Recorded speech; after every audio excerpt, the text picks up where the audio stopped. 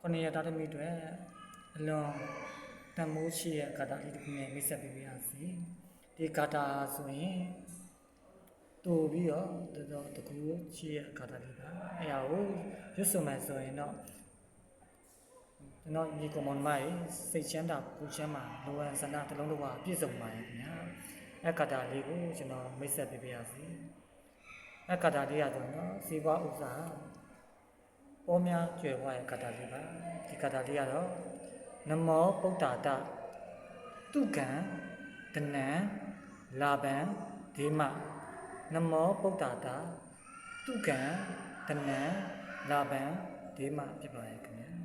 နမောပုဒ္ဒါတမြတ်စွာဘုရားရှင်အားရှိခိုးပါရဲ့တုကံတနံလာဘံဒေမတုကံအားကြောင့်လူရဲ့ချစ်ခင်ခြင်းကိုရရှိပါစေတနံဇီဝဥဒ္ဒါတိုးတက်ပါစေလာဘံလက်လာပါများပေါ်များကျွယ်ဝပါစေဖြစ်ပါရဲ့ခင်ဗျာဒီကတာလေးကိုရွတ်ဆိုပြီးတော့စိတ်ချမ်းသာကိုယ်ချမ်းသာတော့ကျွန်တော်တို့ပြည့်စုံနေကြပါစေ